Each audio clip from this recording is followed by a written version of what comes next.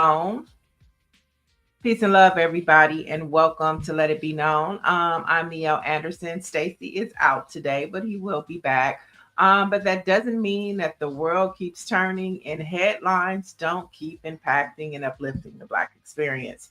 So tomorrow, this morning, we're going to have some conversations with some voices from across the United States. We're going to talk about Prop 50.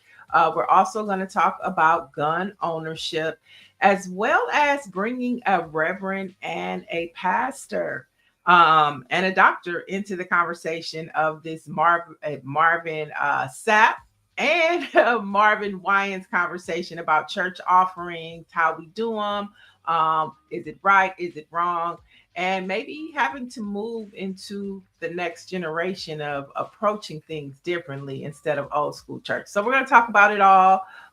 Great conversations. But first, chat, I'm going to need you guys to chime in and fill in for Stacy and give your opinions. So let's start off with Greer's producer pick of the morning. Why you should stop giving all of your data to these companies. You're ceding a lot of control and agency of your life without actually getting much in return now. There used to be a time, I think, when there was kind of a fair trade-off of, okay, I get a little bit more convenience, I get some kind of technology that I've never gotten before, I get to connect with my long-lost elementary school friend. But we have reached a point where these companies, they have gotten so much economic and political leverage. They're developing such a controlling influence over all spheres of society, including scientific production, including geopolitics, that they are reaching, or I believe have reached, an inflection point where they can start acting in their self-interest with basically no consequence. And originally, the bargain of giving data to companies is they will give you something in return. But these companies have reached empire status where they don't actually have to give you anything in return anymore. But what about the way Grok can give me a demented photo of Bill Gates and Elon Musk having lunch? Like, isn't that a exchange? Or summarizing a very, very dense 89-page P&L report into something I can quickly make a decision on. Is that a fair exchange in your Grok is a great example of how these companies operate, because in order to train Grok, Elon Musk set up a supercomputer called Colossus in the Memphis, Tennessee area and completely hijacked local democratic processes to put it up as quickly as possible and start powering it with unlicensed methane gas turbines that are now pummeling that area with huge amounts of air pollution, talking about Black and brown communities. And so, yes, there are certainly interesting utilities that come out of these tools, and there's certainly people that actually benefit a lot from using these tools. But the supply chain of producing these tools has already illustrated to us the logic of what's happening here, which is that these companies don't actually care about preserving people's right to even clean air in order to ultimately produce something that they are trying to use to then accumulate more data and get more money. Here's why. Interesting conversation. Chat, feel free to chime in. But I think she brings an interesting point, and we know that Elon Musk facility that she's talking about, the NAACP, has filed a lawsuit because of the impact that it's having on communities. And a lot of times we don't think that technology really has impact on local communities. You just think it's all up in the sky and in our phones, but all of those hard drives and grids have to be housed somewhere. And I think she brings up a perfect example of what that means. Feel free to chime in, chat. But we also have some more headlines to get into. First up, it looks like Jasmine Crockett is thinking about a run for Senate. Now, we have heard this before, but she finally made the conversation something of interest when she talked about it on a recent episode of a show on Sirius Radio. And also this has to do with as we look at Texas and redistricting, she might be pushed out of her seat to run off against somebody. So she has to think about different options for herself. And Senate could look like the next progression for her as well. Let's jump over to the ACLU, who is sounding the alarm after Donald Trump issued a memo titled Countering Domestic Terrorism and Organized Political Violence. And of course, he's referencing the No Kings protests that happened. So organizations believe that it's a setup to target organizers and protesters. And I'm talking about organizations like No Kings. You can think about organizations like Black Lives Matter, even organizations like Black Voters Matter, as you know, they loaded up 4 buses to go to the Supreme Court to stand in protest to what's happening as we look at voting rights being gutted from people of color. And so, as we look at what Donald Trump is doing and we think about before the Biden administration left, the number one terrorist threat to this country was white folks, white men in particular. And so to have that threat that is still there erased, and for him to go after protesters or organizers that are advocates against those types of behaviors is something scary, and we should all pay attention to. Let's look in the chat and see what's happening. Good morning, Lady Leo. Good morning, Sandra. Also, Michelle Madison is always holding it down over there on Facebook for us. And Orangey, you said I don't have money to donate to the pastor's new helicopter, jet, or Mercedes. Oops, I mean building funds. Okay, we're going to talk about that in just a few minutes. Or maybe we can jump into it right now. So let's do it. Since Orangey, you want to talk about church folks, I think I have the perfect guest for you to have this discussion. But first, Marvin Sapp has joined the conversation. And he's weighed in on Bishop Marvin Winans' offering debate. He said the pastor says, why is it such a problem for pastors to raise money for their ministries? Why are they getting dragged? He says, this is Marvin Sapp. He says, while creators profit off of church controversy but get praise, he said different motives, same monetization. So that's interesting. But joining us now to have this conversation is Dr. Najuma Smith. Dr. Najuma Smith is a pastor, as well as she comes out of the USC program called Pass the Mantle, which was started by the legendary Reverend Cecil Chip Murray. It's a great program over at USC. So let's bring Dr. Najuma in.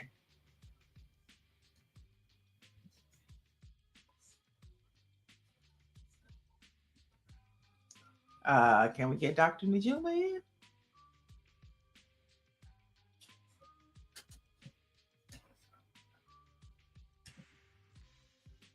All right, let's go to the chat while we get Dr. Najuma in. And let's see, we have Mike V. Good morning. You said, Niele, in regards to data center in Tennessee, keep in mind Black folks make up less than 1% of AI developers and less than 5% of cybersecurity professionals. We need our people to participate in tech. I totally agree with that. When you look at even what's happening over in other countries, they are training kids as soon as kindergarten over in China about AI and technology. And over here, it's more of a social engagement and fun tool. But other countries are starting in elementary school to train their kids, to train a whole generation to be prepared for technology. There was another story that came out of Amazon that over 5,000 jobs are going to be raised. I think it's by 2033. And it's going to be all robots. And so we need to own some of these companies that build the robots. Okay. Technology is not always just about having an app. it's about maybe the semiconductors or the pieces that it takes to make the app, or the programmers. And so I totally agree with you that we do need to do that. Here I am. Good morning. Good morning. Good morning. We were just talking about, and I'll bring you in on this conversation. We're talking about, technology, and how, technology is taking over, Black people being stakeholders in it. But what are your thoughts about how we're moving into this whole technology space, and where do Black people fit into all of this? Right. So this was a real-time lesson, right? Because I had a little technology challenge a second ago and was delayed getting in on the conversation regarding Marvin Winans. But let me say this. I visited China about 7 years ago. And one of the things that I saw and even our tour guide shared with us is that the children there are in school 7 days a week. They're in school 7 days a week, Monday through Saturday. And Saturday is specifically, well, not specifically, but oftentimes they are going to school for a specific thing, either the arts or technology. And so they have their 5 days a week, like normal, with strict instruction. And then they have Saturday and Sunday. Well, we like to use Sunday maybe to be a day of luxury, a day of resting. For them, it's a day of practice. So whatever their skill set is that they're honing in their children, that's the day of practice. And so there's a whole nother level of discipline in other countries, on all subjects, but especially around technology. And our young people are unfortunately behind as it relates to training. And so I just, so that's what I know about it. It's like we're just behind as with training. And even in other countries like India and even parts of Africa, the rate in which young people are going to school and the way they see school. When I visited Africa, they see school and the opportunity to go to school as a privilege, as something very important. Whereas sometimes, as parents, we fussing to get our kids to get up and go to school, starting as early as middle school. And so there's a different level of appreciation and discipline, especially around the arts and technology, but technology being really key because they understand if they can master the technology piece, they can master the world. And for them, it's a matter of business. It's not a matter of what I like and what I prefer. It's a matter of business. They're trained as children to think about what they can do so that they can have a business, so they can run a business. I think you bring up a good point about education being a privilege, Mm-hmm. as to how we look at it over here and having to get our kids to go to school, and how even we look at, when we think of technology, we look at it as a social aspect, Right, how it's fun, how it's right, engaging. right, We don't look at it as a business, right, to what you were just saying. And I right, think that is an important switch that, we're going to have to make, not just in our Black communities, but overall as a country. But right, of course, it's going to be most important to us, right. if we can get our community engaged in Yeah, a more important way as an right. education piece instead of just a social. Absolutely. And I'll even add this, Neil. I was born, in 72. And so when I came through high school, there were classes that were taught because they want to make sure you could work. You could be in business, right? And so Mhm. so like typing and when computers came out, it was not taught as like, oh, as an elective, but it was more so when you get out of high school, when you get out of college, you're going to need to know how to work. You're going to be equipped to know how to work.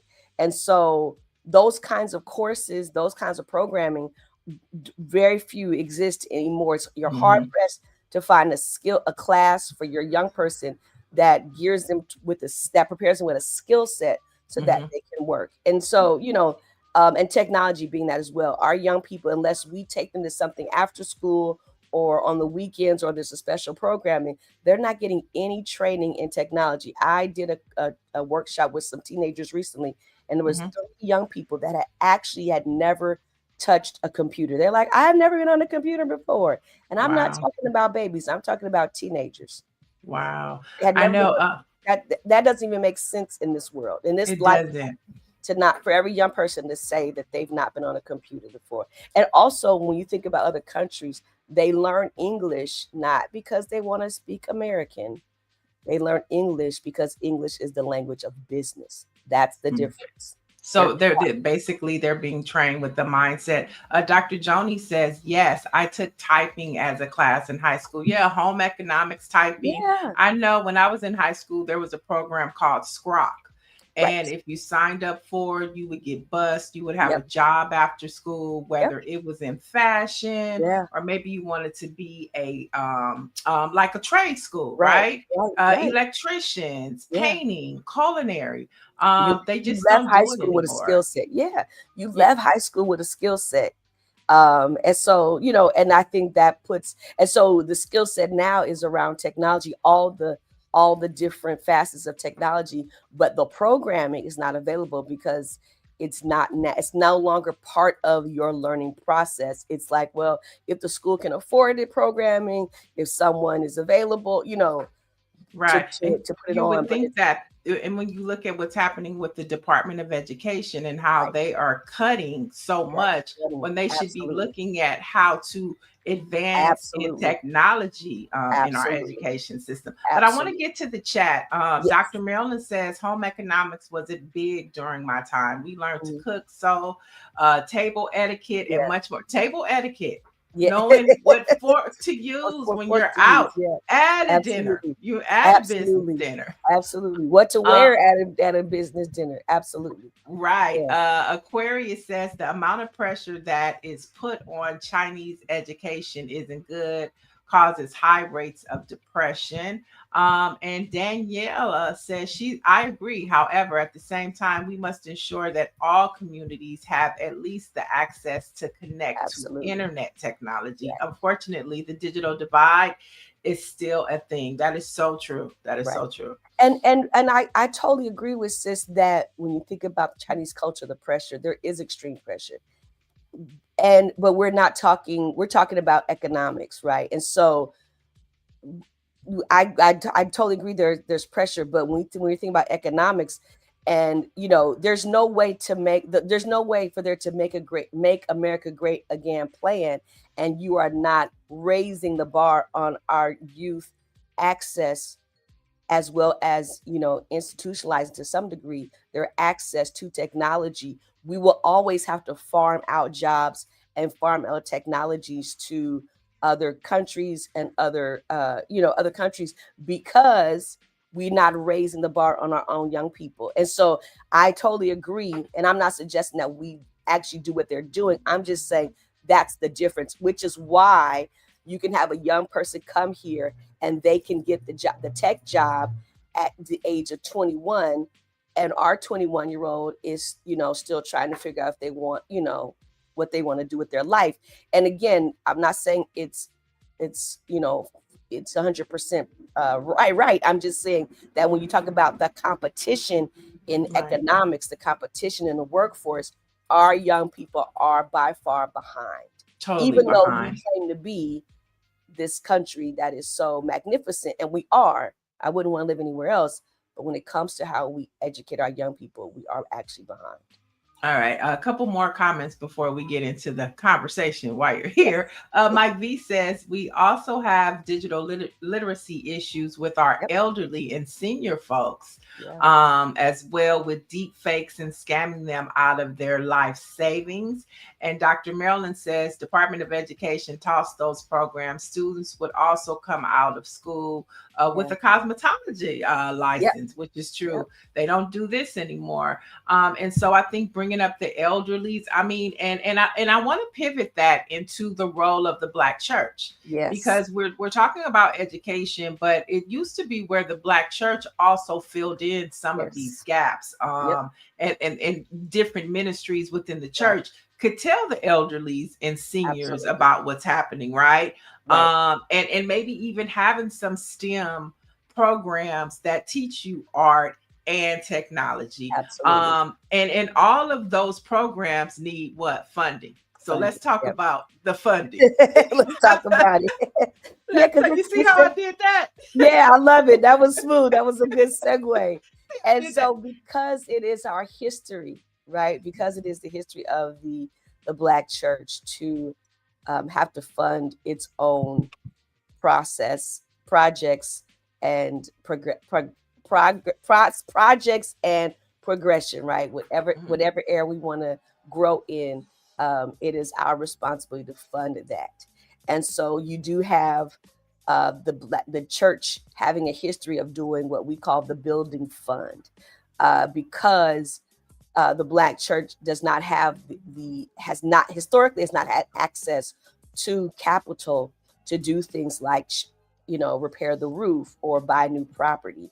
There's always been and I'm a pastor, and I can say that even in the 21st century, there's always been this challenge of funding for expanding the asset, which is the building, expanding the ministry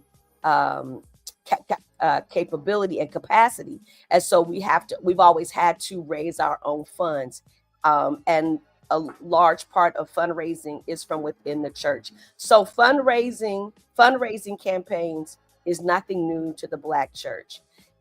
Doing what we saw happen in Pastor Winans church, having particular days of giving. It was always around rallying the people around a movement or around an opportunity. Now, does the church also have, not for everyone, but is there some historical context around the building fund not being appropriated properly? Yes, we have seen it. Some of us have experienced where there have been churches that have been raising money for the building fund for years, only for the building to never get built, only for the roof to never get replaced, only for the new cameras to never get purchased. So all of those things do exist. And you also have building funds that have fully, fulfilled their commitment to to create, to buy new real estate and to enlarge, to do some capacity building. So what we saw. Oh, I'm sorry. Wait, I wanna just jump in. Mike V Yeah. says faith and technology, what a great collaboration. Oh, That would be absolutely. great to see the churches do that. Yep. And so we're talking about funding, we're talking about faith and this conversation that is happening Yes. in the pop culture community Yes. about things that happen in the Black church, which Yeah. sometimes become misunderstood Sure. because Yeah. of a soundbite. Yeah. And so we saw this clip come out about Marvin Sapp, telling a woman that her offering wasn't sufficient and he Yeah. pushed her away. Then you saw the next day Fred Hammond, and even people like Ricky Smiley come out and says context matters, and then they It drop does. the whole video. And then the next day you see the woman and Marvin and Pastor Winans on the Detroit news station saying it wasn't what it looked like. But then Yes. you have the outsiders who maybe not understand church Familiar. culture so much, still saying it still wasn't right. Yeah. So from your pastoral leadership, Yeah. understanding Black church culture, what's your take on this Right. situation? So, and thank you. I'm going to start and I'm go back to a little bit what I says. So it's important for people to understand that fundraising campaigns within the Black church has a historical context because of lack of access to capital and resources to do these bigger projects. Now, so now we arrive at what we saw, the soundbite, the snippet with a Pastor Winans having people line up to bring their offering, right? So this was a campaign that they had been working on. And I'm not making an excuse for what he said, but I think we do have to understand why was that even happening, because that is the historical context. And so we arrive at this point and a woman comes up, and what we now understand is that he had called for a particular group of people who had a particular amount to come up at the time, and she doesn't have the amount that's asked. And I will say this, was his response disrespectful, out of order? And the answer is full stop, yes. It was. We can and you can even hear the people laugh and with that kind of nervous laugh.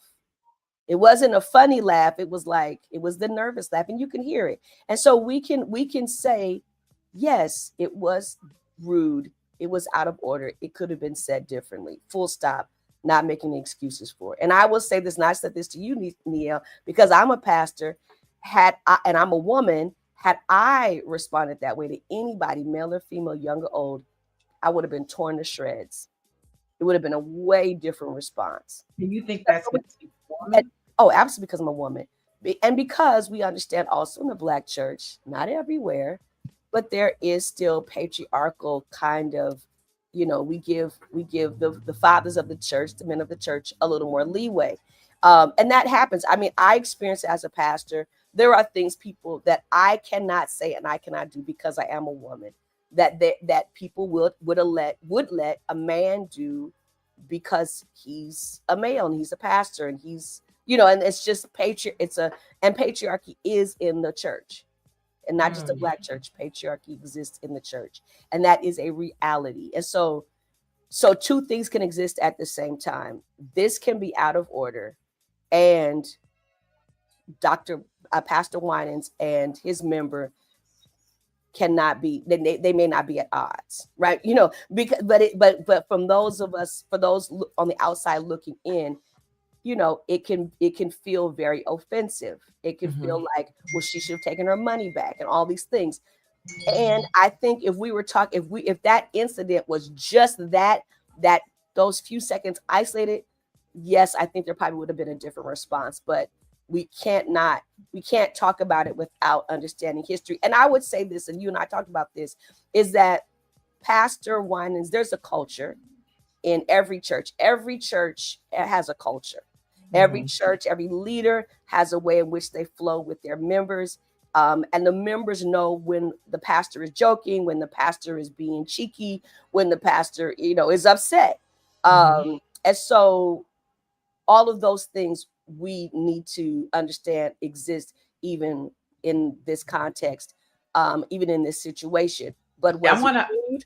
Yes. I want to we're running short on time, but I wanted to get to our last point that we discussed, and talking about the old church versus the new church and the new way of doing things. And you talked about how millennials and Gen Zs, it's a totally different process. So I wanted you to talk about that too. Yeah, absolutely. I mean, so I mean, and again, the whole line thing and raising by denominations, that is also an older, a traditional way of raising funds, right? And you would be hard pressed to go to a church where the pastor is not putting up on the reader board how people can give through Givelify and Tithely and all these other options. So a lot of people have never even seen that kind of interaction around raising funds. There are a lot of people that have not put money in a basket or not been in line. They give right off their cell phones. We do it at our church. There are a number of churches that no longer do baskets. They no longer do offering lines. And so even that context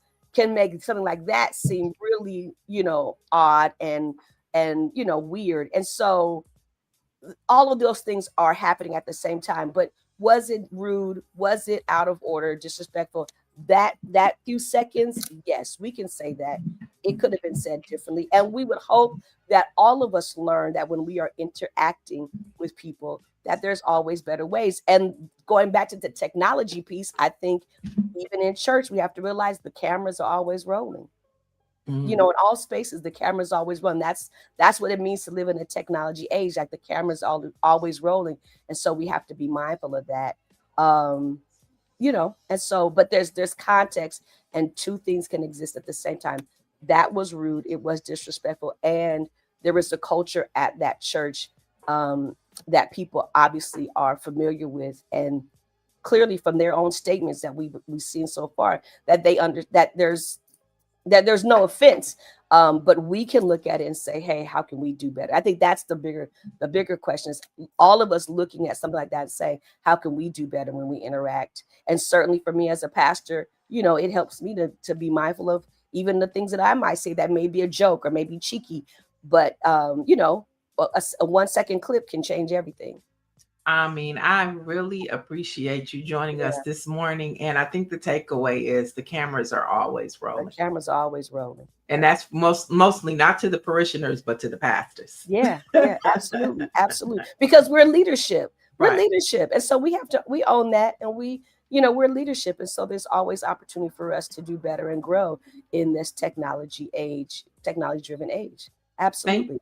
thank you so much for waking up this morning No and bringing worries. your My pleasure. insight. It was very informative. Thank you so much. Thank you so much, Neil. Have a blessed day. You too. All right. All right. Let's keep it moving with CBS has a new poll and it finds California's Prop 50 support is motivated by national focus and opposition to Trump. Now, many movements across California are joining the push for a yes on Prop 50. Joining us now is one of those organizations to discuss why California redistricting is important to their organization. She's with Black Women for Wellness Project, Action Project. Welcome, Anyama Obekia. Anyama Obekia. Can we bring Anyama in?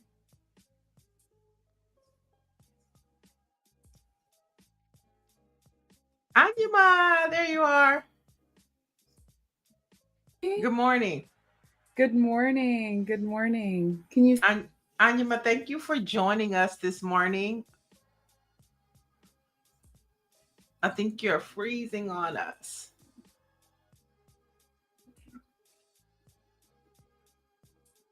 Can you hear? Oh, you're muted. Forgive me. That's Good okay. morning. How's Good this? morning, Anyama. Oh, I love your backdrop. That's the famous Fannie Lou Hamer. Yes, yes. Yes, We we go ahead. we'd argue that she is Black Women for Wellness Action Project's one of Black Women for Wellness Action Project's patron saints. And I think a lot of people know Fannie Lou Hamer for being into politics and an organizer, but I don't think people understand that she had some health issues and challenges within the healthcare system, which would make her a champion for Black Women for Wellness. Can you talk to us a little bit about why you have her as one of your champions? Yes, yes. Thank you. First of all, thank you so much, Niele, for having us on the show this morning. My name is Onya Mobiekia, and I'm here on behalf of Black Women for Wellness Action Project. And so, Fannie Lou Hamer is just an icon, right, when it comes to politics and organizing Black folks and engaging us in the political process. And so, for that reason, yes. But you also alluded to the health issues, right? You know, Miss Ancestor, Fannie Lou Hamer also was a survivor of what's known as the Mississippi appendectomy, right? And that was a coin termed around, like in the South, predominantly, right, where Black women and people of color were sterilized without their consent, right? They'd go in for treatment for a particular health concern, and without their consent, without their permission, without their knowledge, often, right, under state sanctioned sterilization protocols, they would be sterilized. So she was one of the victims of the so-called Mississippi appendectomy, where Black mamas and birthing people, or Black people capable of giving birth, were stripped of their ability to do so, right? And so, as an organization that is committed to the health and well-being of Black women and girls, as an organization that's deeply committed to and grounded in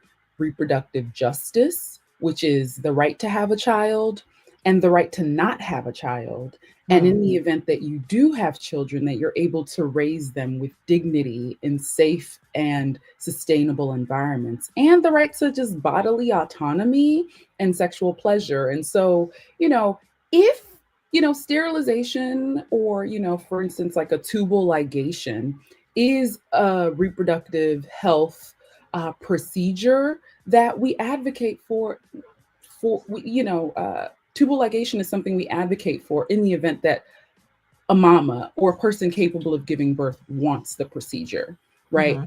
But we advocate for it with full consent, right? With Mm. um, full knowledge Right. of the procedure and what the implications are for your fertility, right? And ancestor Fannie Lou Hamer was among many, many women, right, across the country, even here in California, were stripped of that right to determine whether or not they could, carry a pregnancy, and that Mm. is atrocious. And so, she is an icon in the sense that she's a survivor of this atrocity sanctioned by the state, but she's also just a fierce, fierce advocate for our rights, for our dignity, for for our participation, Black people's participation in the political process. Thank you so much for setting the tone. We're talking to Anyama Obekia. She is from Black Women for Wellness and Black Women for Wellness Action Project, which is a reproductive justice organization. And we're setting the tone for Proposition 50, which is a redistricting that was commissioned by Governor Newsom to combat what's happening in Texas. And we're connecting the dots as to why this is just not a political action to balance out Congress, but we're also talking about why it matters, because representation matters. Organizations like yours matter.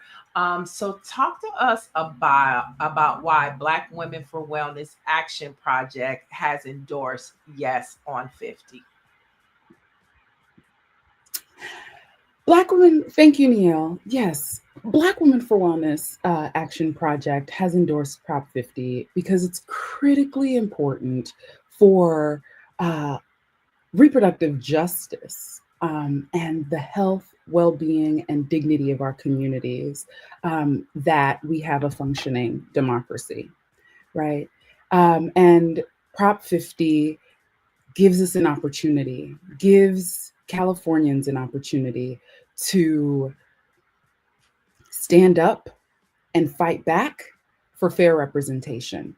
We know that decisions made in Congress have direct implications for what's going on here in California. I think HR 1, the so-called One Big Beautiful Bill, others, we refuse to acknowledge it as that. We'll just call it HR 1, which was the Republican-led reconciliation bill, budget bill, makes historic cuts to programs and healthcare services that actually ensure that our communities are able to thrive. And that is devastating, right? With $1 trillion in cuts to Medicaid, that has implications for California's budget, because nearly 35% of California's budget comes from federal funds.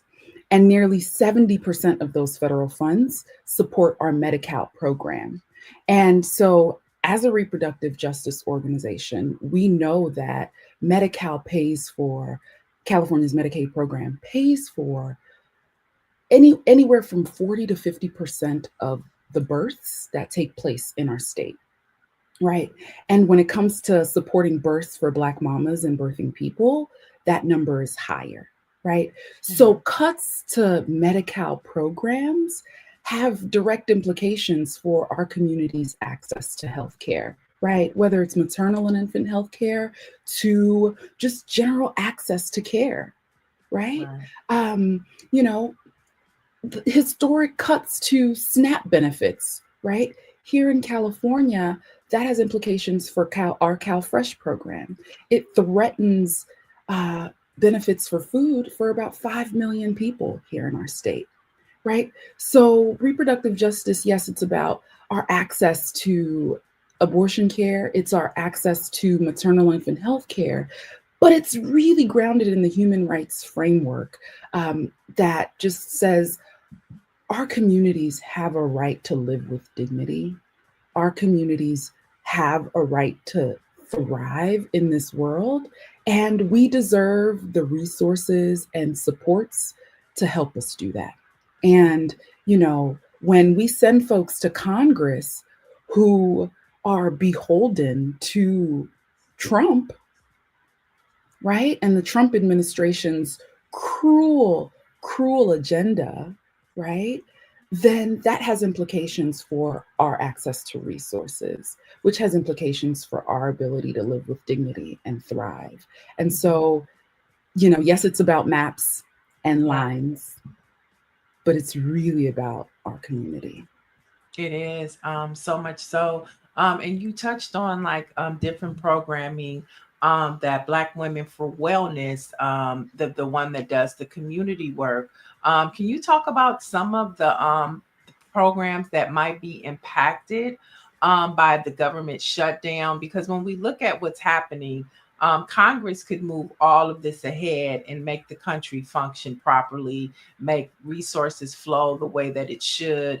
But they're holding a lot of things up. So, can you talk to some of the ways that the Black Women's for Wellness can be impacted if they don't get certain funding from the state due to the federal government pulling back dollars?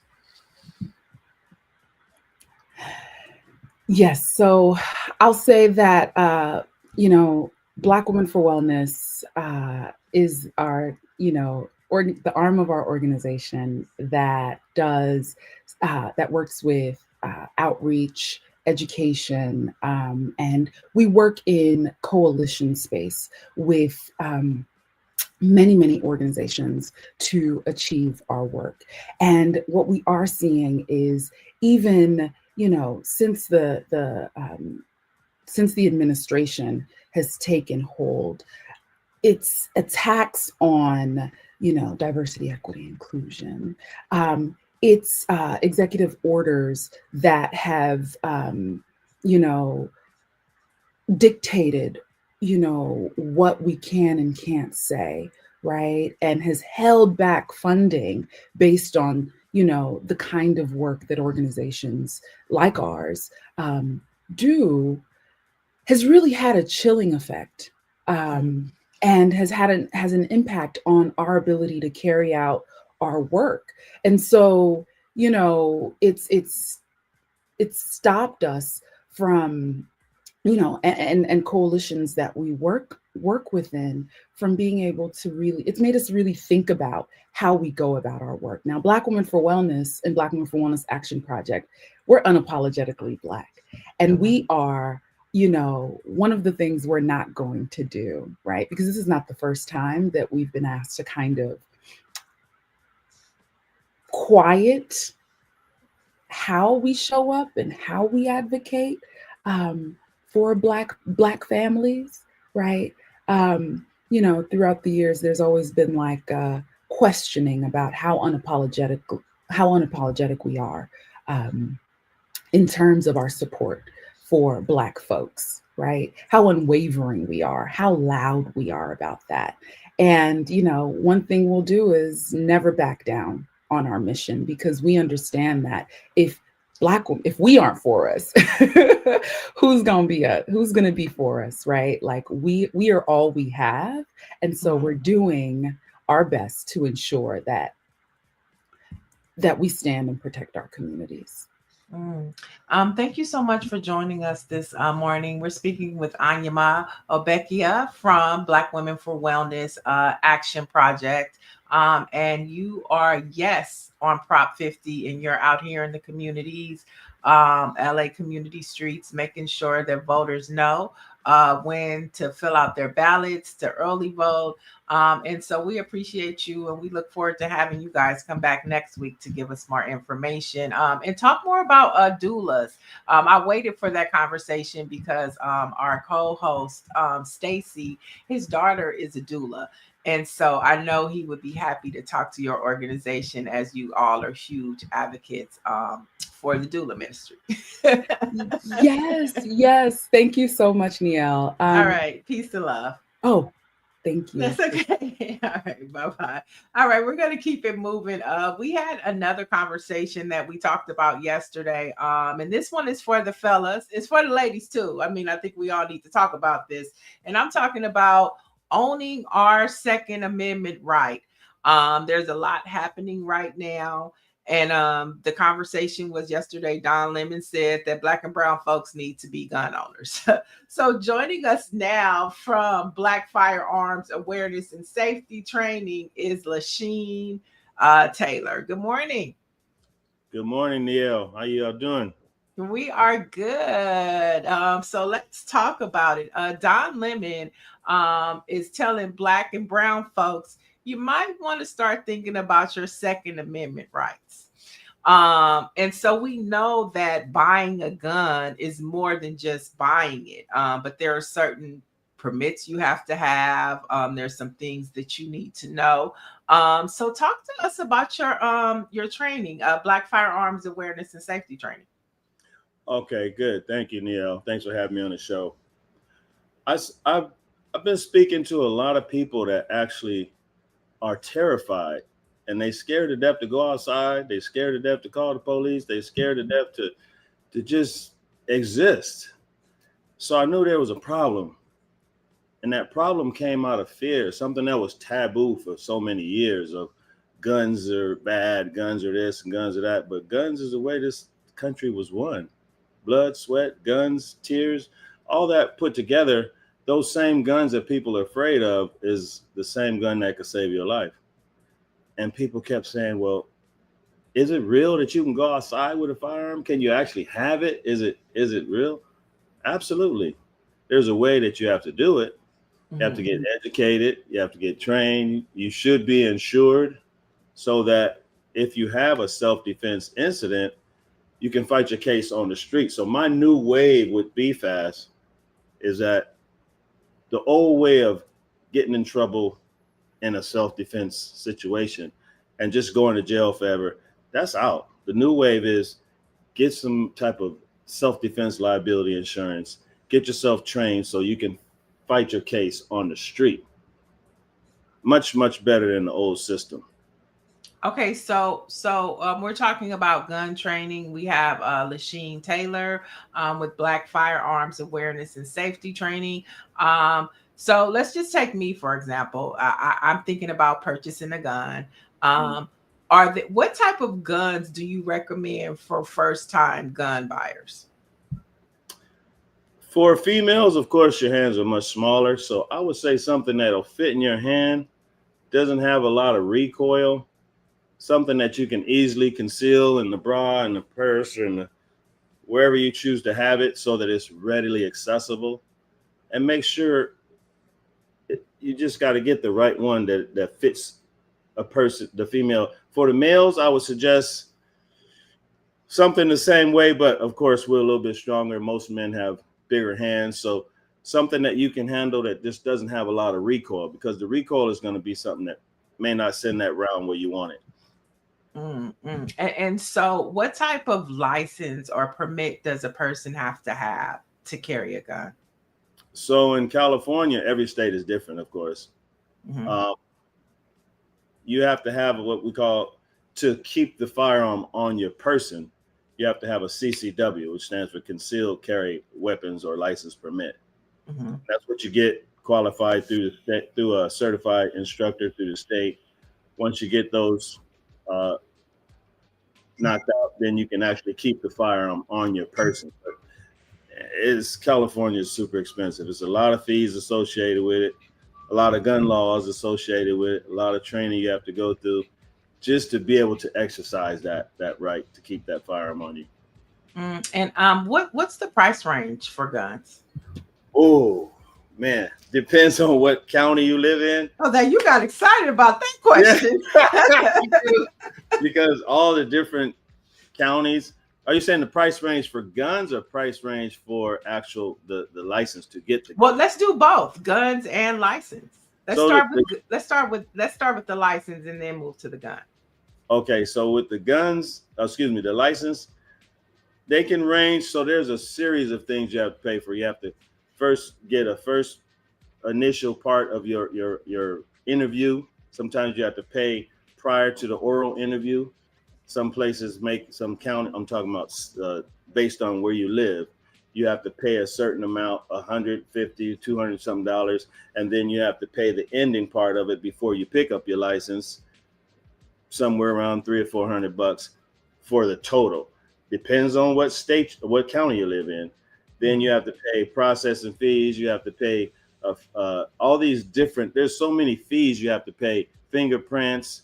Then you have to pay all these different fees for different. It's complicated when it comes to the fees. But if you get a firearm, there's only one fee. You got to have an FSC card. Once you take that test, then you're able to purchase a weapon, and you got to put a percentage down, or you can buy the whole gun outright. 10 days later, you can go pick it up.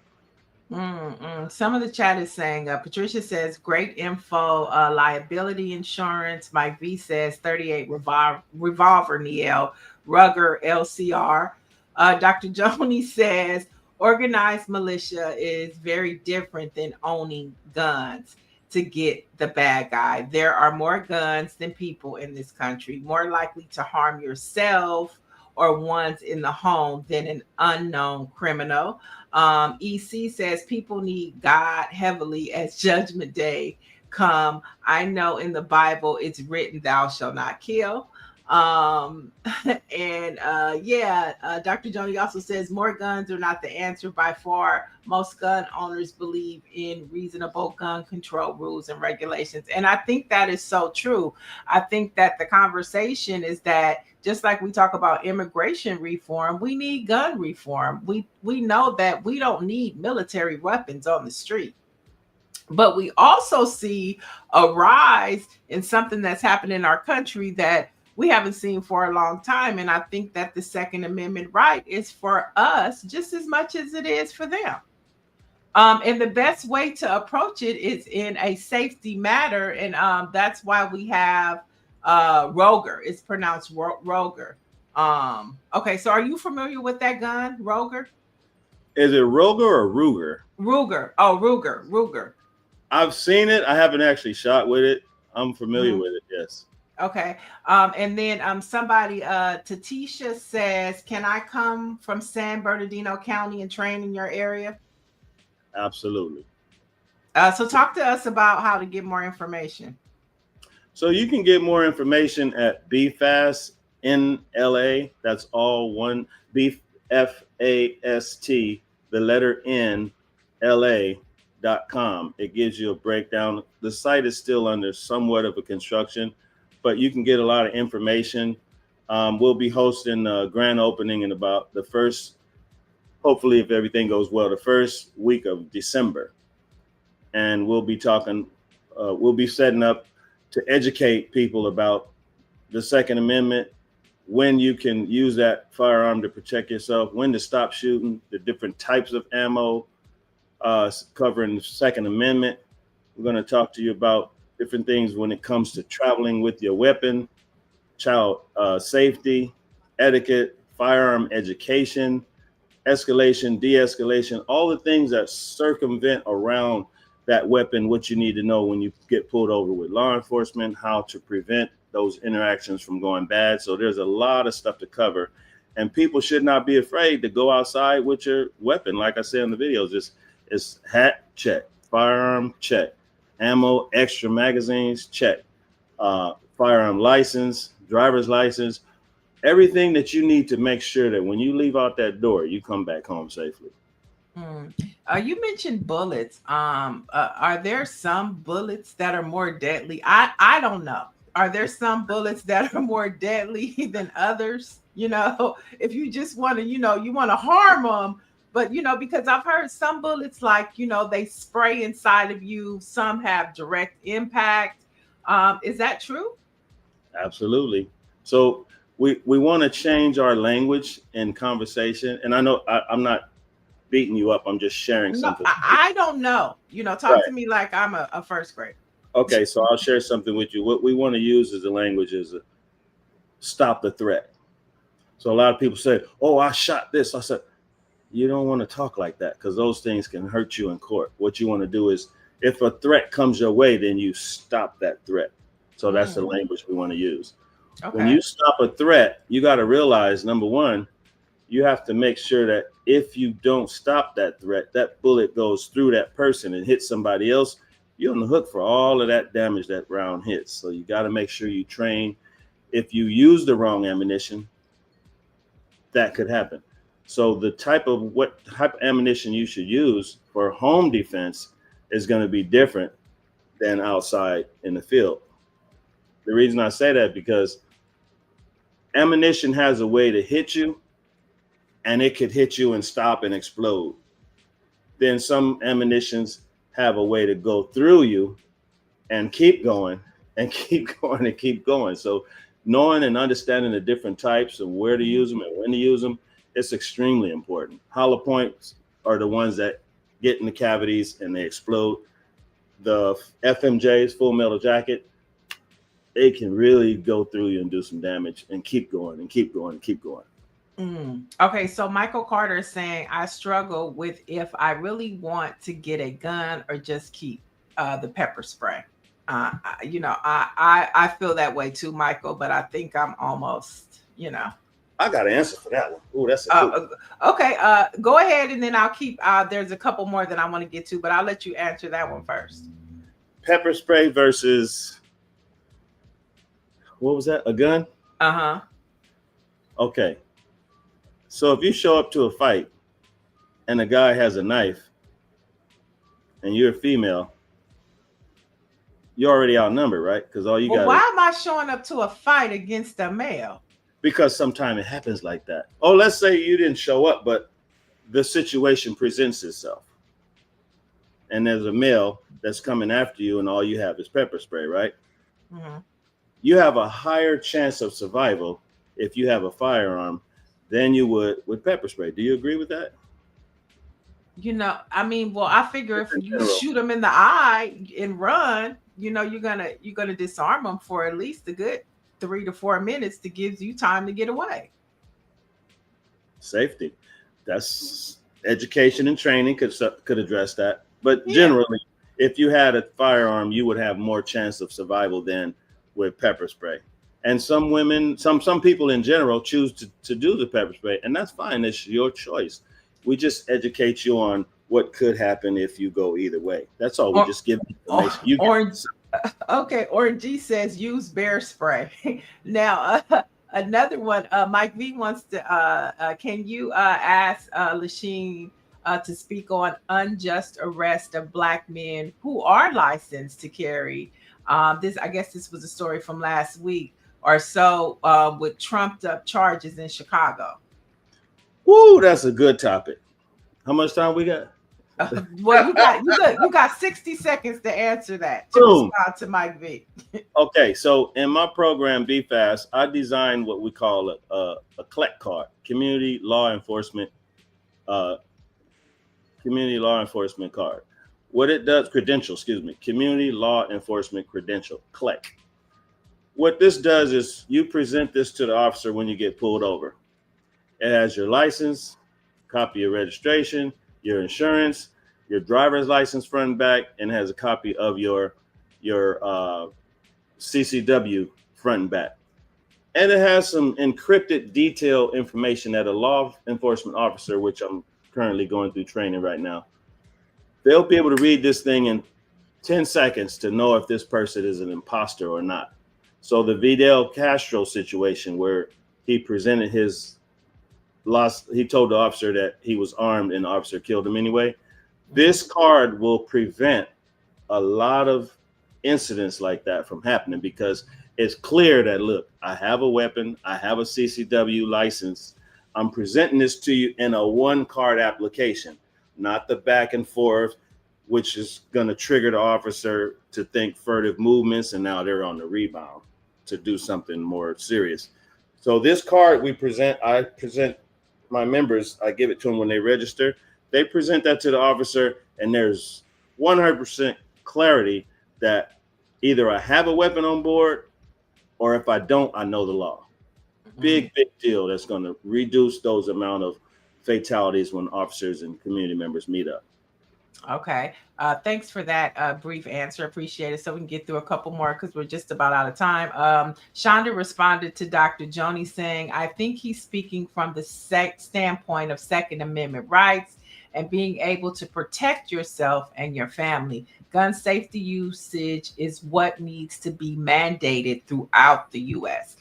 So your program could be a model. Keep it going, Lasheen. Shonda also says gun safety training teaches you don't pull out a gun unless you plan to use it. It also emphasizes shoot to isolate the threat. Okay. Well, he's agreeing with you 100%, Shonda. And Nagan says these rips are no joke. Some states have outlawed them. You know what he's talking about? RIPS, rips? I don't. Okay. Org says use gun spray. Michelle Madison says, I'm not trying to put myself in situations like that. However, I would probably opt for pepper spray. My mother is a retired Baltimore police officer and advised me not to get a gun. She knows me for real, for real. And so go ahead. Real quick. Audience, just understand this. Crime never takes a break. It's never going on vacation, and nobody's coming to save you. Nobody. You got to be ready to defend life when that time happens. It's going to happen one day. You don't know. Who knows?